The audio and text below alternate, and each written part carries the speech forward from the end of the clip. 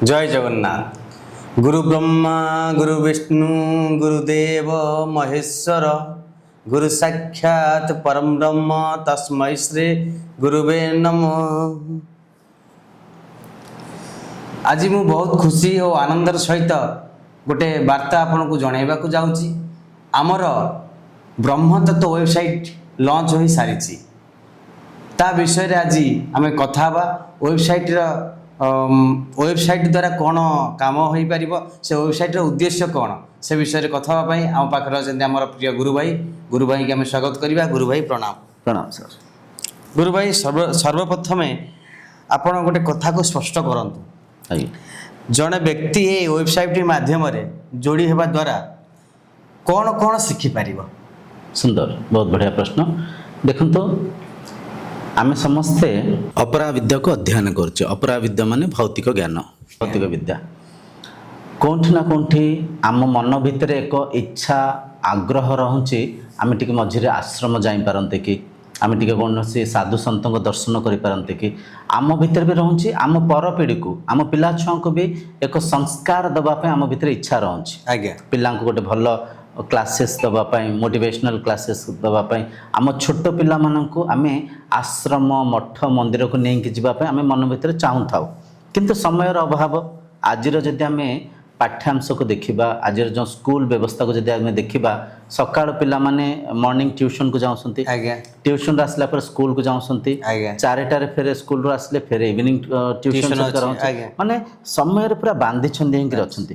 आम चाहिए आम पिला छुआ को मठ मंदिर को लेकिन जाई पारने, संस्कार को आउे मार्जित करने प्रयास कर तेणुक ए जो ब्रह्मतत्व चैनल जोटा लॉन्च है, ब्रह्मतत्व जो वेबसाइट लॉन्च है, ए वेबसाइट रे आमे समस्ते घरे बसिक साधना करि परिबा। अच्छा, बुझी पाछन? केवल पिला मान न, समस्ते ये साधना समस्त पे आवश्यक अच्छी। प्रत्येक वयस्क प्रत्येक लोक आवश्यक अच्छी। तेणुक इथे अनेक लोक एमती भी अच्छा जे कि चाकरी रे बांधे अच्छा, से चाहूँ साधना मार्ग को आसवाई, से चाहूँ ईश्वर अनुभूति करने, ब्रह्मानुभूति करने, किंतु से बेचारा पेटरे भोक थी आम कौन ईश्वर प्राप्ति करें कि नहीं? तो प्रथम आम आवश्यकता को पूर्ति करवा। तेणुक चाकरी बाकरी आम समस्त बांधी अच्छे, आम चाहूचे आश्रम को जीवा, आम चाहूचे शास्त्र पढ़ा, आम चाहूचे वेद वेदांत उपनिषद को पठन करके ईश्वर प्राप्ति करवा, किंतु आम जो चाकरी को छाड़ी पारने कि साढ़े जाई पारने। तो जो वेबसाइट माध्यम जेझा घरे आम जेझा बसिक मोबाइल माध्यम सपरिवार बसिले गोटे मोबाइल टाक ऑन करदे सीटी सत्संग कले, ता माध्यम कौन हम परिवार रे एक भेट हो पार। बापा कुआडे चाकरी जाऊँच, माँ कोठी रोषे रोचे, पिला माने कुआडे स्कूल रे जाऊँच, परिवार एकजुट हो पारने, आम एकाठी गोटे जगह बसी पारने। एक तो सब बड़ बेनिफिट हम आम परिवार एकाठी बसिले। द्वितीय गोटाए मोबाइल के थोक आम समस्त ब्रह्म विद्या को अध्ययन कले, परा विद्या को अध्ययन कले, जहाँ माध्यम आम ब्रह्म विद्या को शिखिपार।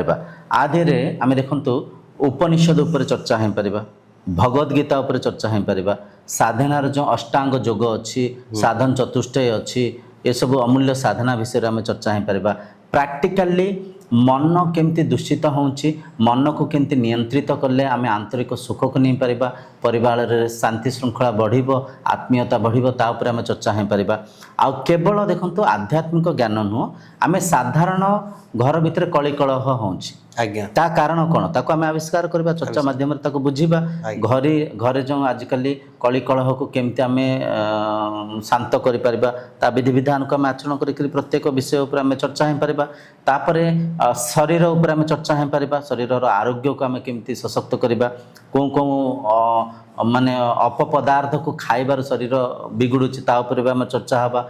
आ देखंतु बहुत पिला माने चाकरी बाकरी ऊपर भी तांकर बहुत सारा कॉन्फिडेंट रहुनी, से माने हारी जाउसंती, आज्ञा मनोबल भांगी जाउछ। धन उपार्जन करिया पे विभिन्न विधि कथा भी हमें चर्चा हवा। बयस लिमिट आसी गले केमिति मु धन उपार्जन करबी, घर संसार चलाइबी, ता ऊपर भी चर्चा हवा।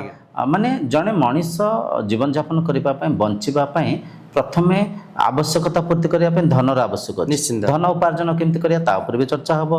मन उपरे इंद्रिय उपरे आमे विजय केमती प्राप्त करबा ता ऊपर भी चर्चा हबा। उपनिषद वेदांत ऊपर भी चर्चा हबा। ତେଣୁକରି ଅନେକ ଚର୍ଚ୍ଚା ଅଛି, ଅମୂଲ୍ୟ ଚର୍ଚ୍ଚା, ଯାହା ମାଧ୍ୟମରେ ଆମେ ପ୍ରତିଦିନ ଏକ ସୁନ୍ଦର ଚର୍ଚ୍ଚା ମାଧ୍ୟମରେ ମାଇଣ୍ଡକୁ ଗୋଟେ ଭଲ ଜ୍ଞାନକୁ ଆମେ ଫିଡ୍ କରିପାରିବା। ବୁଝିପାରୁଛ, ମନକୁ ଏକ ଭଲ ବିଚାରକୁ ଦେଇପାରିବା, ସତ୍ୱ ଗୁଣରେ ମନକୁ ବାନ୍ଧି ପାରିବା। ଏପରିକା ଅନେକ ଚର୍ଚ୍ଚା ହେବ। କେବଳ ଆଧ୍ୟାତ୍ମିକ ଜ୍ଞାନ ନୁହଁ, ଭୌତିକ ଅଭାବ ଅସୁବିଧା, ଭୌତିକ ଯାହା ବି ଆମର ସବୁ ଆମେ ଯାହା ବି ଆମେ ସମ୍ମୁଖୀନ କରୁଛେ, ଦୁଃଖର କାରଣ ଆମେ ଭାବୁଛେ, ତା ଉପରେ ବି ଆମେ ଚର୍ଚ୍ଚା ହେଇକି ତାକୁ ବୁଝିପାରିବା। ଏପରିକା ଅନେକ ସବୁ ଲାଭ ଗୁରୁ ଅଛି। ଭାଇ, ଆଜ୍ଞା ଆଜିର ସମାଜରେ ଆଜ୍ଞା। ଆତ୍ମଜ୍ଞାନ ବ୍ରହ୍ମଜ୍ଞାନ ତା ଉପରେ କୌଣସି ଜ୍ଞାନ ନାହିଁ।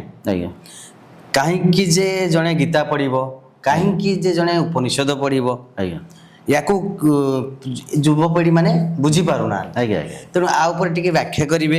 ଏଇ କ୍ଲାସେସ୍ କଲେ ଜଣେ ବ୍ୟକ୍ତି କ'ଣ କ'ଣ ଲାଭରେ ଲାଭିତ ହେଇପାରିବ, ଆଜ୍ଞା ଆ ଉପରେ ଟିକେ ଆପଣ ବ୍ୟାଖ୍ୟା କରିବେ।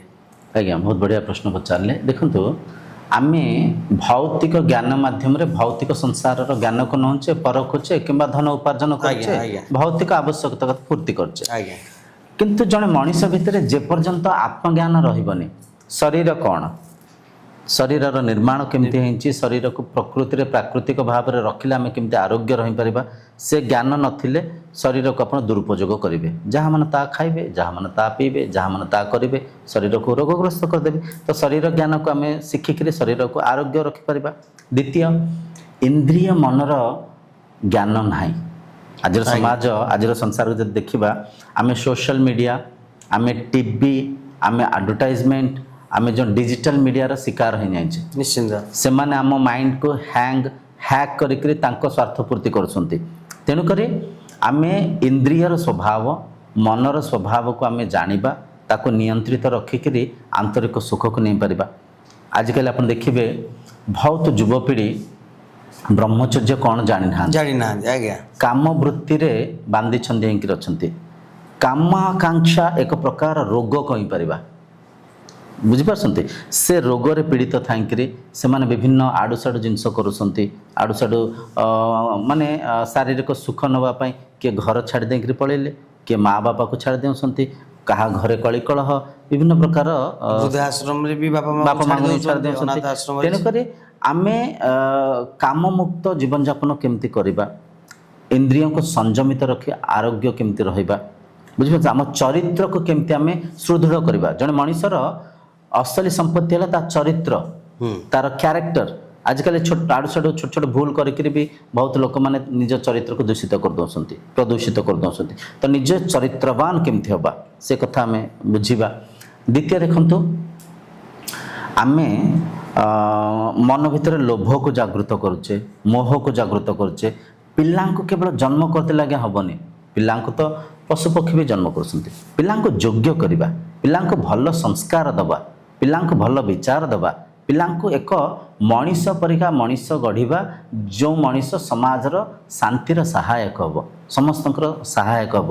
ତେଣୁକରି ଆତ୍ମବିଦ୍ୟାକୁ, ବ୍ରହ୍ମବିଦ୍ୟାକୁ ଯେତେବେଳେ ଆପଣ ଶିଖିବେ, ପିଲାଙ୍କୁ ଭଲ ସଂସ୍କାର ଦେଇପାରିବେ, ଲୋଭରୁ ମୋହରୁ ମୁକ୍ତ ରହିପାରିବା। ଆମେ ଆଜିକାଲି ସୋସିଆଲ ମିଡ଼ିଆର ପ୍ରଲୋଭନରେ ଆସିକରି ପିଲାମାନେ ବହୁତ ସାରା କୁକାର୍ଯ୍ୟ କରିଦେଉଛନ୍ତି, ଚୋରି ଡକାୟତି ବଢ଼ି ଚାଲିଛି।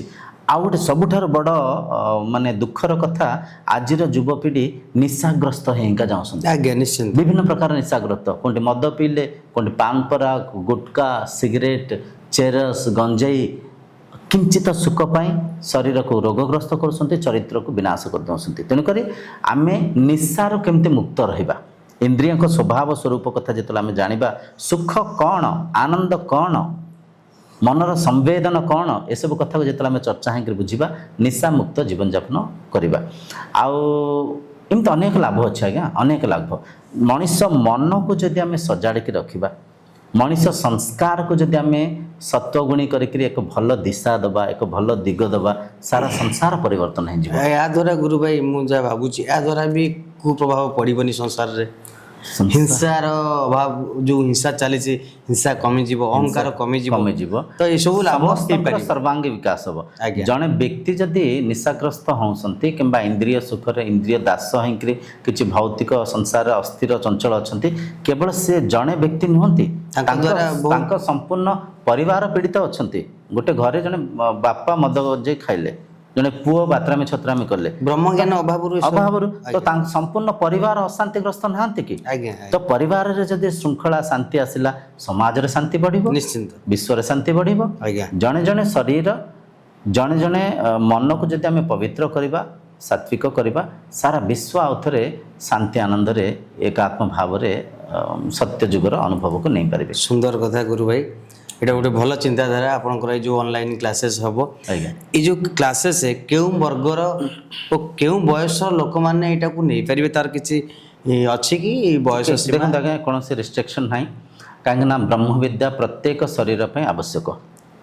ଦିନ ଥିଲା ପ୍ରତ୍ୟେକ ଶରୀର ଯେତେବେଳେ 7ରୁ 8 ବର୍ଷ ବୟସ ହେଉଥିଲା ଆଶ୍ରମକୁ ଯାଉଥିଲେ, ଉପନୟନ ହେଉଥିଲା, ସର୍ବପ୍ରଥମେ ପରାବିଦ୍ୟାକୁ ଆଗ ଶିଖୁଥିଲେ, ତାପରେ ଅପରାବିଦ୍ୟାକୁ ଶିଖୁଥିଲେ। କିନ୍ତୁ ଏବେ ଯୁଗ ଓଲଟା ହେଇଯାଇଛି, ଆଗ ଅପରାବିଦ୍ୟା ଶିଖୁଛନ୍ତି। ବୁଝିପାରୁଛନ୍ତି? ଏବେ ଦେଖନ୍ତୁ ଛୋଟ ପିଲାମାନଙ୍କୁ ଭଲ ସଂସ୍କାର ଦେଇପାରିବା ଏ ବିଦ୍ୟା ମାଧ୍ୟମରେ, ଯୁବପିଢ଼ିଙ୍କୁ କାମମୁକ୍ତ ଜୀବନଯାପନ କରିକିରି ତାଙ୍କ ଲକ୍ଷ୍ୟ ସାଧନରେ ଆଗକୁ ଯିବା ପାଇଁ ସେମାନଙ୍କୁ ଏ କ୍ଲାସେସ୍ ସାହାଯ୍ୟ କରିବ। ନିଶାମୁକ୍ତ ଜୀବନଯାପନ କରିକି ନିଜ ଚରିତ୍ରକୁ ସୁଦୃଢ଼ କରିବା ପାଇଁ ଏ କ୍ଲାସେସ୍ ସାହାଯ୍ୟ କରିବ। ବାକି ଗୃହସ୍ଥ ଆଶ୍ରମରେ ଯେଉଁ ପତି ପତ୍ନୀ ଅଛନ୍ତି, ଆଜିକାଲି ଆପଣ ଦେଖିବେ ବହୁତ ଡିଭୋର୍ସ କେସେସ୍ ହେଉଛି, ନିଶ୍ଚିନ୍ତ ଗୃହ ଯୁଦ୍ଧ ହେଉଛି, ଶାଶୁ ବୋଉଙ୍କ ମଝିରେ ଝଗଡ଼ା, ପତି ପତ୍ନୀଙ୍କ ଭିତରେ ଝଗଡ଼ା, ବିଭିନ୍ନ ପ୍ରକାର ଗୃହ ଯୁଦ୍ଧ ଚାଲିଛି। ସେ ଗୃହ ଯୁଦ୍ଧରେ ଯଦି ଆପଣ ବଞ୍ଚିତ ରହିବା ପାଇଁ ଚାହୁଁଛନ୍ତି ଏ କ୍ଲାସେସ୍ ଆପଣଙ୍କୁ ସାହାଯ୍ୟ କରିବ। ଆମେ ବହୁତ ସାରା ଟିଭି ଦେଖୁଛେ, ସିନେମା ଦେଖୁଛେ, ସିନେମେଟିକଲି ସବୁ କଥାକୁ ଭାବୁଛେ, ପାତରଅନ୍ତର କରିକି ଝଗଡ଼ା ଝାଣ୍ଟି ଘରେ କଳିକଳ ହେଉଛି। ତ ଗୃହସ୍ଥ ଆଶ୍ରମରେ ଜଣେ ପତି ପତ୍ନୀ ପିଲା ଛୁଆଙ୍କ ମଧ୍ୟରେ ଶ୍ରଦ୍ଧା ସରାଗ ଆତ୍ମୀୟତା ବଢ଼ିବ ଏ କ୍ଲାସେସ୍ କଲେ। ତାପରେ ଦେଖନ୍ତୁ ଯେତେବେଳେ ମଣିଷର ବୟସ ହେଇଯାଏ, ଯେତେବେଳେ ବୟସ ହେଇଯାଏ ଆମେ 17 ମାନେ 60 ବର୍ଷର ଉର୍ଦ୍ଧ୍ୱ ଆମେ ଯେତେବେଳେ ହେଇଯାଉ ସିନିୟର ସିଟିଜେନ୍, ଆମ ମନରେ ଗୋଟେ ଡର ଥାଏ, ଭୟ ଥାଏ, ମୃତ୍ୟୁର ଭୟ। ନିଶ୍ଚିନ୍ତ। ଆଉ ଅଳ୍ପ ଦିନ ଭିତରେ ମୁଁ ମରିଯିବି, ଆଜ୍ଞା ଦେହ ତ୍ୟାଗ ହେବ, ବୁଝିପାରୁଛନ୍ତି? ଟିକେ ସୁଗର ବଢ଼ିଗଲା, ଟିକେ ପ୍ରେସର ବଢ଼ିଗଲା, ମନ ଭିତରେ ଚିନ୍ତା, ମନ ଭିତରେ ଡର, ଭୟ, ସେତେବେଳେ ଆଧ୍ୟାତ୍ମିକ ଚିନ୍ତା ଆସେ। ଯଦି ଇଆଡ଼ ମୁଣ୍ଡରୁ ଜଣେ ବ୍ୟକ୍ତି ବ୍ରହ୍ମଜ୍ଞାନକୁ ଶିଖିଥିବେ, ଆତ୍ମା କ'ଣ? ଆତ୍ମା ଅଜର, ଆତ୍ମା ଅମର, ଆତ୍ମା ଅବିନାଶୀ, ଆଉ ଆପଣ ହେଉଛନ୍ତି ଆତ୍ମା। ଆଜ୍ଞା ଶରୀରକୁ ବସ୍ତ୍ର ରୂପରେ ଧାରଣା କରିଛନ୍ତି। ଯେତେବେଳେ ଏସବୁ ସତ୍ୟକୁ ଜାଣିବେ, ଆପଣ ଅଜରତ୍ୱକୁ ଅମରତ୍ୱକୁ ଯେତେବେଳେ ଅନୁଭବ କରିବେ, ମୃତ୍ୟୁ ପ୍ରତି ଆଉ ଡର ରହିବନି, ଭୟ ରହିବନି। ଜାତସ୍ୟ ଧ୍ରୁବର ମୃତ୍ୟୁ, ଶରୀର ଜନ୍ମ ନେଇଛି ତ ମୃତ୍ୟୁ ସତ୍ୟ। ଆଉ ଦ୍ୱିତୀୟ, ଘରେ କାହାର ଦେହାନ୍ତ ହେଲା ପରେ ଆମେ ବହୁତ ଭାଙ୍ଗି ପଡ଼ୁଛେ, ବିଚଳିତ ହେଇଯାଉଛେ, ତାଙ୍କ ଅନ୍ତରେ ବହୁତ ଆଉ ଅନ୍ୟ ବି ଶରୀର ଦେହାନ୍ତ ହେଇଯାଉଛନ୍ତି। ଏଇ ଚ୍ୟାନେଲ ମାଧ୍ୟମରେ ଏସବୁ ଆମେ ଜାଣିପାରିବା। କୌଣସି ବୟସ ନାହିଁ, କୌଣସି ବର୍ଗ ନାହିଁ, କୌଣସି ବର୍ଗ ନାହିଁ। ଧନ୍ୟବାଦ। ଆଉ ଗୋଟେ କଥା, 7-8 ବର୍ଷରୁ ଉର୍ଦ୍ଧ୍ୱ ସମସ୍ତେ ଜଏନ୍ ହେଇପାରିବେ। ଦ୍ୱିତୀୟ ଆଉ ଗୋଟେ କଥା ଆଜ୍ଞା ମୁଁ କହି ରଖୁଛି, ଆଦେହରେ କୌଣସି ଜାତି ଧର୍ମର ବି ଭେଦ ନାହିଁ। ଯଦି ଆପଣ ନିଜକୁ ମୁସଲିମ ମାନିଛନ୍ତି ଜଏନ୍ ହେଇପାରିବେ, ଯଦି ଆପଣ ନିଜକୁ ଖ୍ରୀଷ୍ଟିଆନ ମାନିଛନ୍ତି ଜଏନ୍ ହେଇପାରିବେ, ଆପଣ ଯଦି ନିଜକୁ ଜୈନ ମାନିଛନ୍ତି, ହିନ୍ଦୁ ମାନିଛନ୍ତି, ଯାହା ବି ମାନିଛନ୍ତି, ପ୍ରତ୍ୟେକ ମନୁଷ୍ୟକୁ ଏ ବ୍ରହ୍ମବିଦ୍ୟା ସାହାଯ୍ୟ କରିବ। ତେଣୁକରି ଦୟାକରି ଏ ବସ୍ତ୍ରକୁ ଦେଖି ଭାବିବେନି ଯେ ହିନ୍ଦୁ ମୁସଲିମ ପାର୍ଥକ୍ୟ କରିବେନି। ବସ୍ତ୍ର ସମସ୍ତେ ତୁଳାର ହିଁ ପିନ୍ଧିଛେ, କିଛି ପରମ୍ପରାଗତ ଆମେ ପିନ୍ଧୁଛେ, ପରମ୍ପରାଗତ ଚର୍ଚ୍ଚା ହଉଛେ। ଏଠି ଯେଉଁ ଆମର ବ୍ରହ୍ମଜ୍ଞାନର ଚର୍ଚ୍ଚା ହେବ, ପ୍ରତ୍ୟେକ ମନୁଷ୍ୟକୁ ସେ ସାହାଯ୍ୟ କରିବ, ସହାୟକ ହେବ। ପ୍ରତ୍ୟେକ ମନୁଷ୍ୟ ମାତ୍ର ଅନଲାଇନ୍ କ୍ଲାସେସ୍ ଦ୍ୱାରା ହିଁ ହେବ। ଆଜ୍ଞା ଅନଲାଇନ୍ କ୍ଲାସେସ୍, ଯେ ଜାଗାରେ ଯେ ବଢ଼ିଆ କଥା। ଏଥିରେ କୌଣସି ଧର୍ମ ନାହିଁ, ଜାତି ନାହିଁ, ମାନେ ବର୍ଗ ନାହିଁ, କୌଣସି ବୟସ ସୀମା ନାହିଁ। ମିନିମମ୍ 8 ବର୍ଷର ଉର୍ଦ୍ଧ୍ୱ ସମସ୍ତେ ଏଥିରେ ଜଏନ୍ ହେଇପାରିବେ।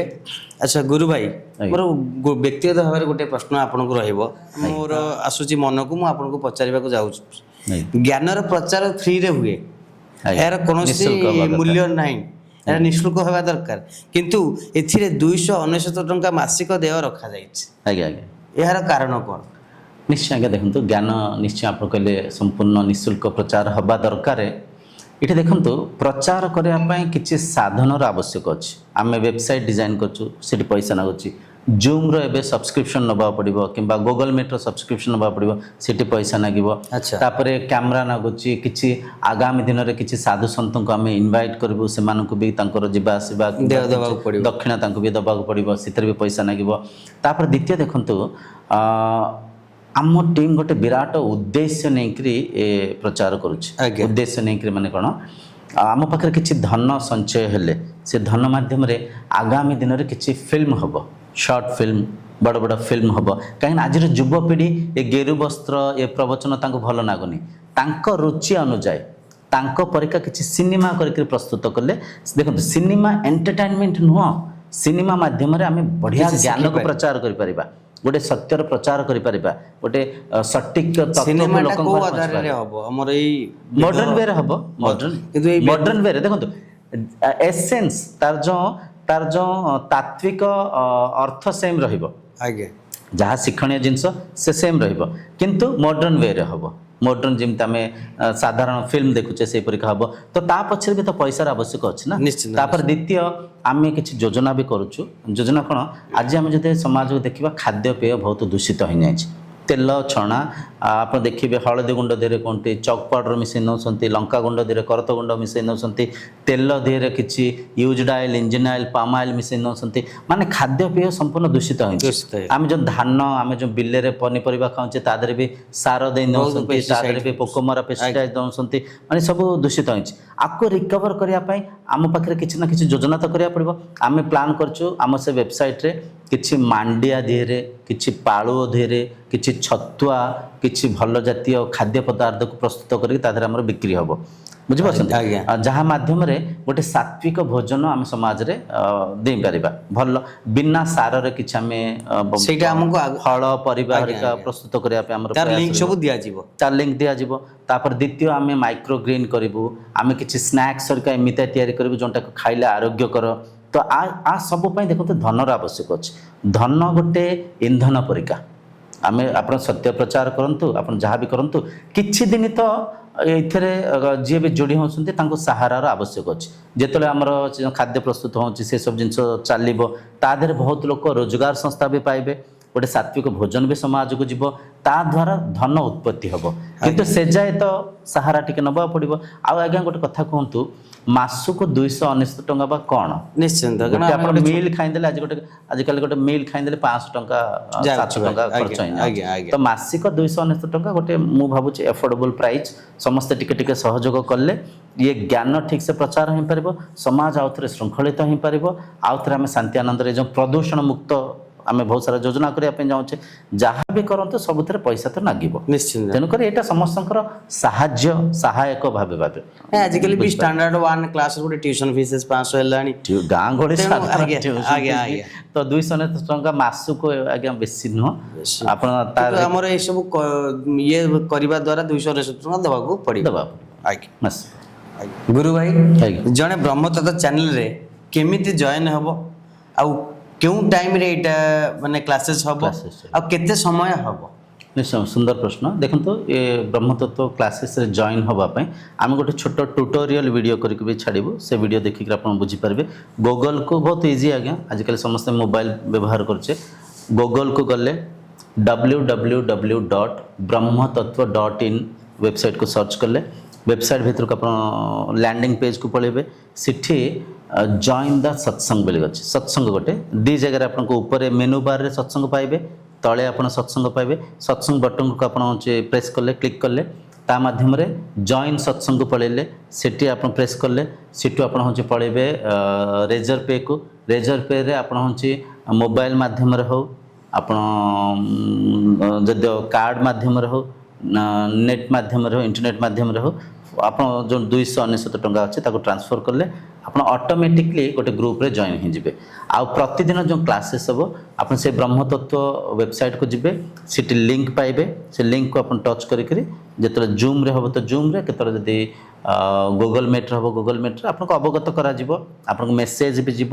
ହ୍ୱାଟ୍ସଆପ୍ରେ ବି ମେସେଜ୍ ଯିବ ଆଉ ଆପଣ ଦେଖିକି ଯେଉଁଥିରେ କ୍ଲାସେସ୍ ହେବ ଲିଙ୍କ୍ ସେଇଠି ପାଇବେ ତା ମାଧ୍ୟମରେ କ୍ଲାସ୍ରେ ଜଏନ୍ ହୋଇପାରିବେ ବାକି ଦେଖନ୍ତୁ ଏବେ ଆମର ପ୍ରାଥମିକ ଦଶାରେ ସପ୍ତାହରେ 3 ଦିନ କ୍ଲାସେସ୍ ହେବ ଆଜ୍ଞା ଆଉ କେଉଁ ବାରେ ହେବ ସେଇଟା ଆମେ ପବ୍ଲିଶ କରାଯିବ ସେ 3 ଦିନ ଏବେ କ୍ଲାସେସ୍ ହେବ ବାକି କ୍ଲାସେସ୍ ସନ୍ଧ୍ୟା ସମୟରେ ହେବ 7:30ଟାରୁ 8:30ଟା ଯେଉଁଟାକି ଗୋଟେ ଘଣ୍ଟା ହେବ ଗୋଟେ ଘଣ୍ଟା ହେବ ବେଳେବେଳେ ଚର୍ଚ୍ଚା 1.5 ଘଣ୍ଟା ବି 2 ଘଣ୍ଟା ବି ହେଇପାରେ କାହିଁକିନା ଆମେ ପ୍ରୟାସ କରିବୁ ଗୋଟେ ଚର୍ଚ୍ଚା ହେଉଛି ସେ ଚର୍ଚ୍ଚା ସମ୍ପୂର୍ଣ୍ଣ ହେବା ଦରକାର ବୁଝିପାରୁଛନ୍ତି କାହିଁକିନା ଅଧା ଖଣ୍ଡିଆ କଲେ ହେବନି ଆଉ ଏମିତି ବି ଚର୍ଚ୍ଚା କେଉଁଦିନ 40 ମିନିଟ୍ରେ ବି ଚର୍ଚ୍ଚା ସରିଯିବ ଆଉ ଦ୍ୱିତୀୟ ଏ ଚର୍ଚ୍ଚା ମାଧ୍ୟମରେ କିଛି ପ୍ରଶ୍ନୋତ୍ତର କାର୍ଯ୍ୟକ୍ରମ ବି ରହିବ ସାଧନାରେ କିଛି ଯେଉଁ ପ୍ରଶ୍ନୋତ୍ତର କାର୍ଯ୍ୟକ୍ରମ ସେଇଟା ବି ରହିବ ଆଉ ଆଗାମୀ ଦିନରେ ଆମେ ଚେଷ୍ଟା କରିବୁ କିଛି ବାହାରେ ଇଭେଣ୍ଟସ୍ କରିବା ପାଇଁ गोटे भल जगह गोटे सुंदर परिवेश को आम बाछिले सेठी आम समस्ते एकत्र हेले सेठी साधनार किछि कथा को आम प्रैक्टिकली चर्चा हवा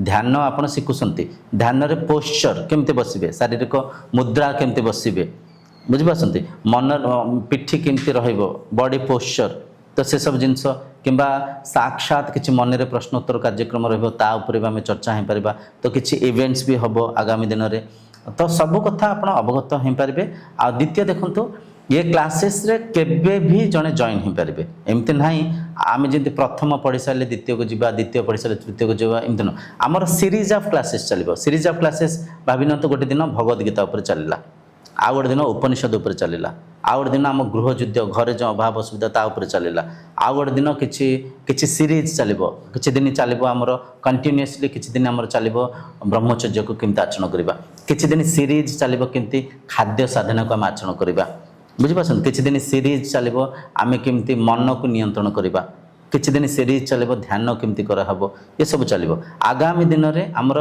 एमति भी प्रैक्टिकल सखाळिया हमर ध्यान ऊपर चलिबो जोग ऊपर चलिबो ये सब जिनस हबो तो आपण जे भी क्लासेस संगे जोड़ी हेंके रहिबे तांकर सर्वांगी विकास हबो घरे से निजे भी शांति आनंद रे रहिबे आरोग्य प्राप्ति करिबे मानसिक आंतरिक सुख को शांति को नहीं पारे परिवार भीतर गोटे श्रृंखला बढ़िबो आत्मीयता बढ़िबो श्रद्धा बढ़िबो प्रेम बढ़िबो सर्वांगी विकास हबो केवल जने व्यक्ति जे जॉइन होसंती तांकरी नो से जहांक संपर्क रे आसीबे समस्तंकर उन्नति हबो समस्तंकर विकसित हबो आगे बहुत सुंदर कथा गुरु भाई आगे धन्यवाद आपण देखिले हमर ए जो वेबसाइट टी लॉन्च होईची ब्रह्म तत्व वेबसाइट लॉन्च हो सारी आपन को डिस्क्रिप्शन टोटाल ये चैनल तत्वमयी चैनल दिया जीवो आपन से टिके जाइकरी डिटेल्स बुझी पारिबे आपन मोबाइल नंबर भी दिया जीवो आपन किसी डाउट थिले सेटा को कांटेक्ट करिकरी ताकू समाधान करि पारिबे आज रो एपिसोड को एती रखुची धन्यवाद गुरु भाई नमस्कार प्रणाम सभी को प्रणाम।